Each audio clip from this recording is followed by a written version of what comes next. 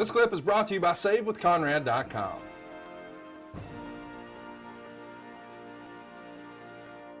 Here we are. We're in the back. Kurt, if it's okay with you, I'm going to play this a little bit. Are we ready? Play it, yes. All right, let's do it.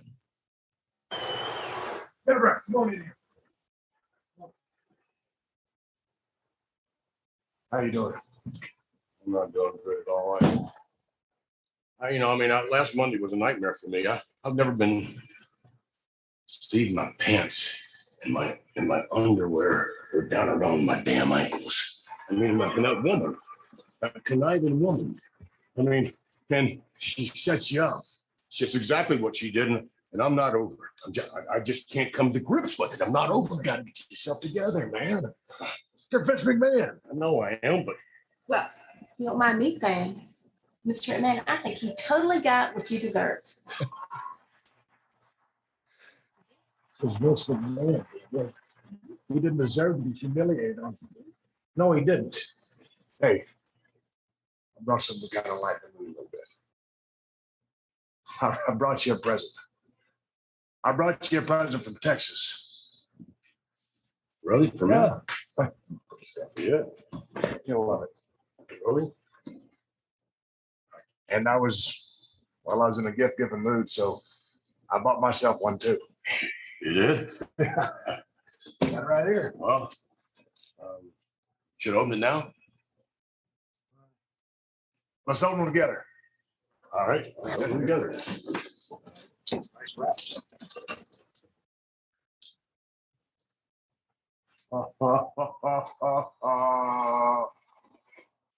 This is great. You like it, don't you? I can't believe you did this for me.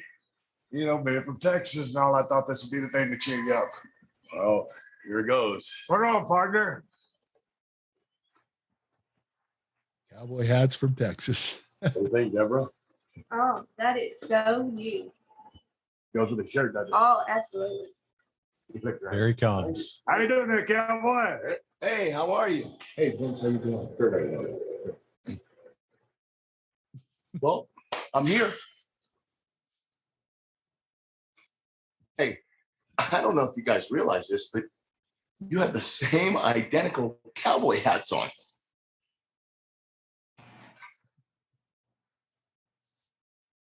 Look, I don't know if you remember what happened to me on Monday, okay? Yeah, Vince, I'm really sorry about that. Yeah, well, you know what? And Steve brought me a gift. This is a gift from Stone Cold Steve Austin, all the way from Texas. And quite frankly, he's doing a hell of a lot to cheer me up. I'm glad. That's great. Oh, he's left out. What's wrong? Well, you got Vince a gift. You even got yourself a gift. You didn't get me a big gift. You know, you think Stone Cold Steve Austin's a big tough guy all the time, but I got you something, you little rascal. You did? Yeah, I didn't forget about you. That's great. You're Thank your you. pal. Yeah. I like you. Not very much, but I like you. Is that it? It is. Oh, wow. For you. Oh, man, this is great. Sit down and open it up. Oh, God. Hey, but we'll make sure this goes this way. No, straight down. What we'll do, we'll get some steam, we can shape them later. Steam them? Yeah, make them the exact same. Hey, guys, how's this look? I feel like a real cowboy. Yippee-ki-yay. You look great. Thank you. You look great. I feel great. You look great. And that was that. My goodness. What do you think, Kurt? All coming back to you now, huh? Yes. I actually chuckled a little bit. I've seen that so many times, but it's funny every single time I see it. You got Vince a gift. So we get me a gift. Yeah. Where's my gift? So where did you guys get the hats, Kurt? Where'd you find your hat? I didn't find it anywhere. Stone Cold Steve Austin was in the San Antonio International Airport, and he saw this little tiny cowboy hat in a gift shop. He said, damn, I got to get that for Kurt, and I'm going to get 2 bigger cowboy hats for me and Vince and make Kurt look like an idiot. So this is what he told me. So he brought it to TV and he said, "Hey, I have this idea." He pitched it to Vince, and Vince said, "I love it." So that was it. We ended up doing the cowboy hat segments, and the rest is history. And that's still the same hat you had on in this video It's just a few minutes ago. Hat. This is one of my fondest memories in WWE, including the wrestling. These moments are what makes it last forever. The fans remember these moments forever. This and the milk truck incident were my two most favorite moments, and I will never forget them, and I will cherish them forever. Now, don't get me wrong, the wrestling matches mean just as much, but when you're doing character development and you do things like this, the fans remember the moments most of all. Absolutely. I mean, it's the most talked about between that and the milk truck. Those are the two iconic Kurt Angle moments when you're thinking about it. That or the when Brock Lesnar missed the shooting star. Oh yeah, how could we forget that one? That was another moment. Yeah, not a good moment though. Move on after this match. I know we're transitioning to the back, so we're going to play a little bit of the audio here with Vince. Here we go. I can't believe this is happening to me. I mean, that woman, those women, those conniving women, trying to set me up, conspiring against me like this. And I know what I'll do. I know what they're trying to do. They're trying to ruin my reputation. Oh, ruin your reputation? Mr. McMahon, I don't think that's possible. Well, it is possible, but I'm not going to let it happen. You see, it's only possible if I let it happen, and I'm not about to. All I've got to do is go to the public and tell them my side of the story. Having a little technical difficulty here. Why I have Here we to go. do what I do. They'll understand. You see, it's simply about me telling the truth. Excuse me. Classic stuff here with Vince McMahon. It's Deborah, it's you, it's Stone Cold in the background. And this is where Steve's really having a hard time keeping a straight face. Were you, like you said, I guess at the beginning, the whole time you guys were having a hard time keeping a straight face. And this is the part where you say, you really do the Boy Scouts. You did the Cub Scouts, the Boy Scouts. Did you really do the Boy Scouts, Kurt? No, that was Vince's idea. I don't know why, but Vince thinks that Boy Scouts are nerds. And so he wanted me to say that I was part of the Boy Scouts growing up. Actually, I have a few friends that were Boy Scouts. So I don't think they're nerds, but, Vince actually thought that would be a good idea to say that, just to expand my character. Just another way to bring out the further nerdiness of who you're supposed to be at this point. Kind of that Leave It to Beaver character, if you will. G Wally. Deborah has now joined you guys in the back for her live reaction to some of this nonsense, and he continues to go on here. But he's going to be interrupted. We're going to get an interruption, and William Regal and Tajiri are about to make their way to the ring here momentarily. William Regal was great. What a great talent. Hilarious. He was perfect in this role too. He was a GM, and he had great chemistry with all of us. This was a really cool thing, and William Regal was a big part of it. Steve Austin grabbing his chest at his heart as he listens to this impassionate promo. You got you two behind the scenes as they keep flashing to you. You guys make this even. I mean, it takes it to the next level. I was just following Steve's lead. That's all I was doing. If he did something, I would do something. So here we go. William Regal, Tajiri have made their way into the ring, and they're about to tell him it's not your fault. You can't help it who you are. You can't help that you're a magnetic individual and that you have the power and you're a billionaire. This isn't your fault, Vince. And Vince is sitting there listening. He's buying into it. He's loving it. Tajiri here, my goodness. He's making some great faces. He was an amazing wrestler, by the way, too. Great in this role, great wrestler. Any memories of Tajiri in the ring for you, Kurt? Yes, he was incredible Japanese-style wrestler. He had great technique. I had a lot of fun working with him. And the thing is, what made him stand out was his character, his facial expressions. You know, he didn't even speak English, you know, but you understood his face. And you know, that doesn't come by very often. Very few talents have that type of you know, talent to be able to portray by facial expressions only. Tajiri was incredible. He really was. Regal tells Vince to stop apologizing for himself, gives him a hug, and they cut to the back. And I'm telling you, Kurt, you and Steve's reactions here are freaking priceless. I love it. Well, we were vying for Vince's attention, I think, a couple weeks before, where we had a hug off with Vince, and now Regal's in the mix, and we're pissed. We're both pissed off. We both want Vince's attention. We don't want William Regal to have it. Oh my goodness. This was all just child games. That's all this was. Yeah. It's like we were 10 years old all over again. But it's the way that you guys go over the top with it that just makes it what it is. Just the reaction, the faces, the Boy Scout. I mean, every little detail. There was no detail left out of this to make this hilarious. Well, I think this was all really well planned out and really well put together. I think especially this episode, that's why it's one of my favorite episodes of all time. We're back with Vince McMahon. Let's see if we can get some of this. Tonight, I'm going to go celebrate.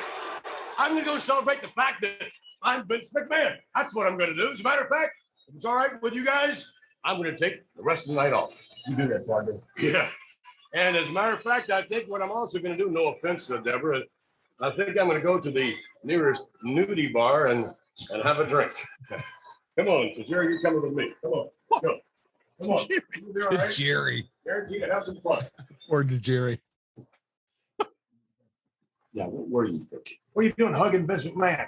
I was just trying to console the poor fellow. Don't you ever And Stone Cold means ever. hug Vince McMahon again. You understand me? Think so, Vince? Make me sick. Yeah, sick.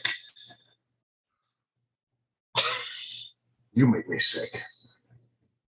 He makes me sick. Both of you guys make me sick. Why do I make you sick? You do. Will you make me sick? You make me sicker. Not as sick as he makes me. He makes me real sick. He makes me disgustingly sick. You make me want to throw up. Oh. Top that. Kurt. That was all ad-lib. I was going to ask, was that all ad-lib? That was not planned. You're crying. You're laughing so hard. I love it. It's great when you make things like that. It just, you know, it makes you cry. You laugh so hard.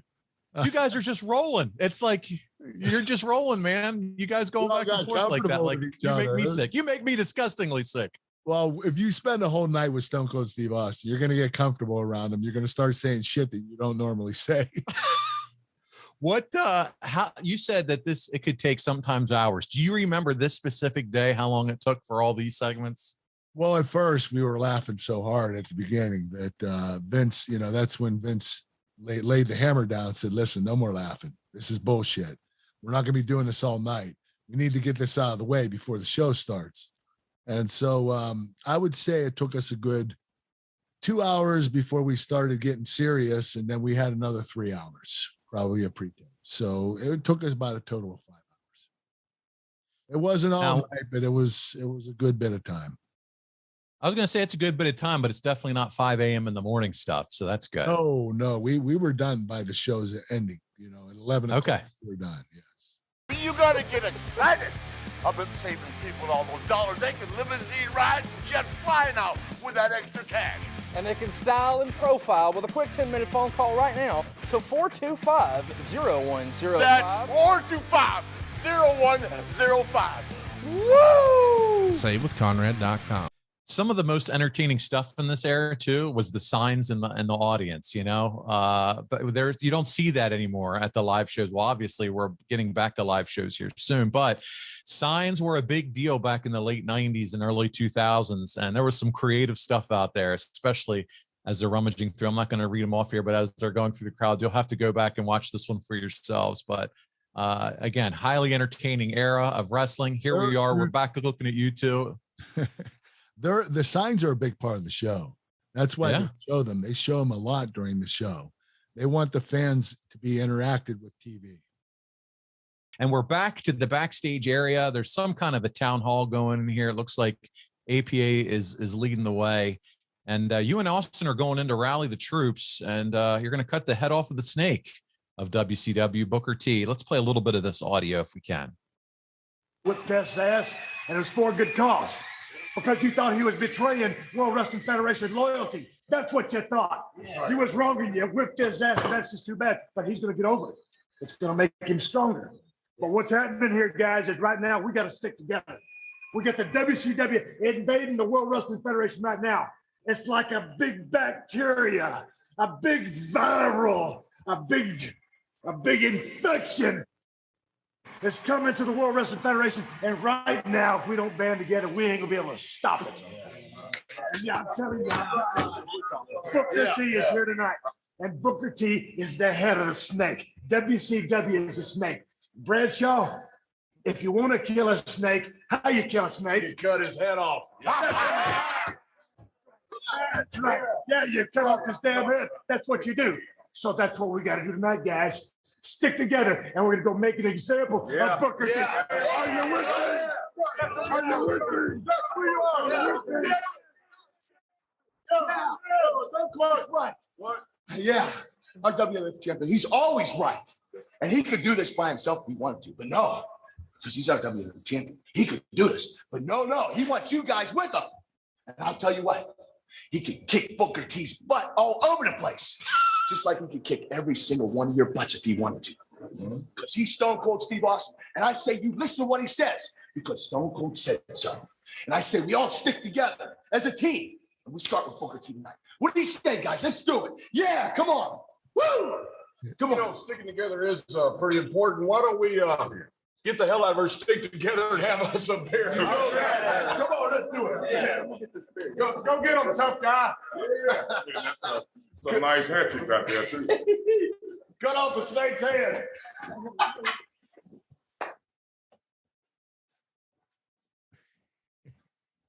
What?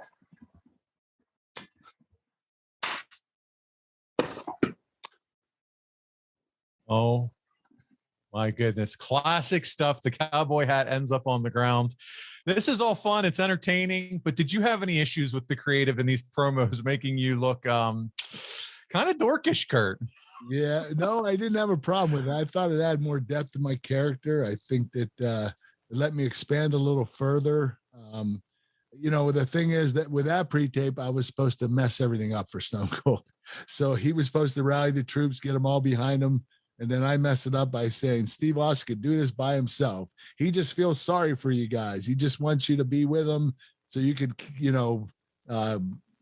be successful like Steve. And it was just one of those things where Vince wanted me to undermine Steve without like intending on doing it, like being an idiot and not realizing what I did. So it was a pretty cool segment. I thought it was funny.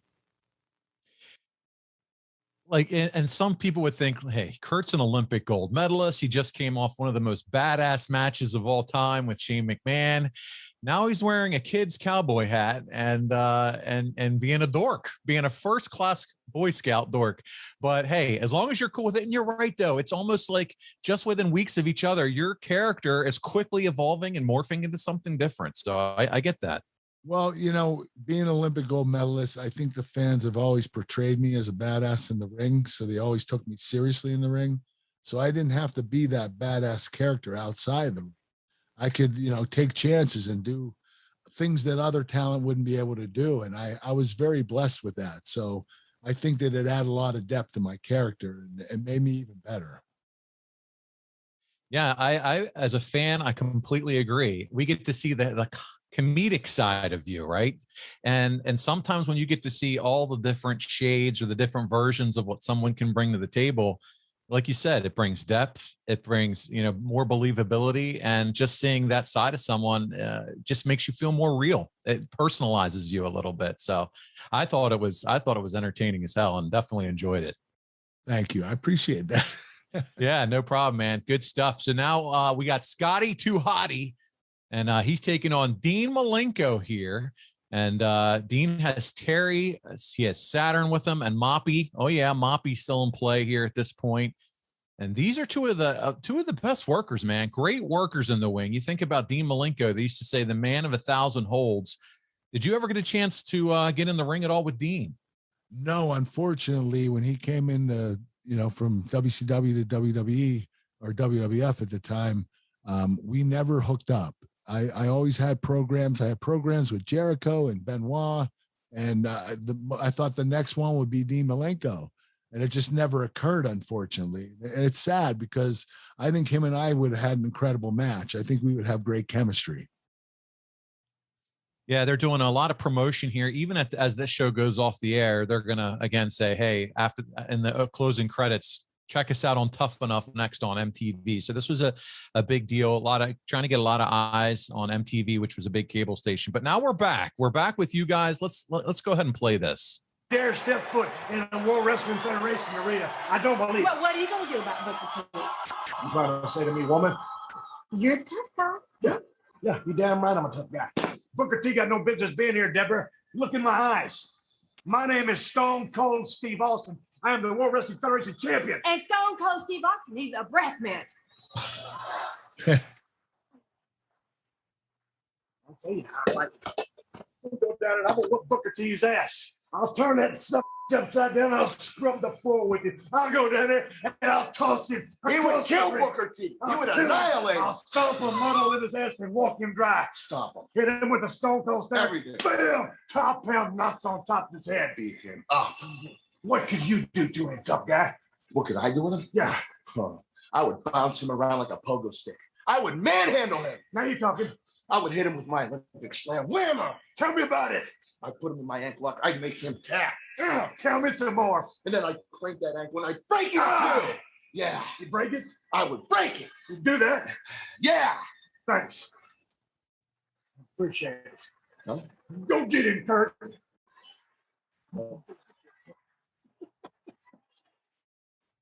You're the tough guy. Go get him. All right. Hold on to my hat. All right, man. Be careful. Go get him, Cowboy.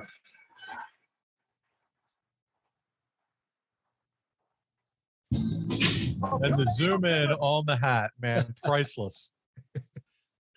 My favorite line of the whole bit. I'll hit him with the angle slam. Whammo. Whammo, the next Kurt Angle t-shirt. There you go. That was So great. good.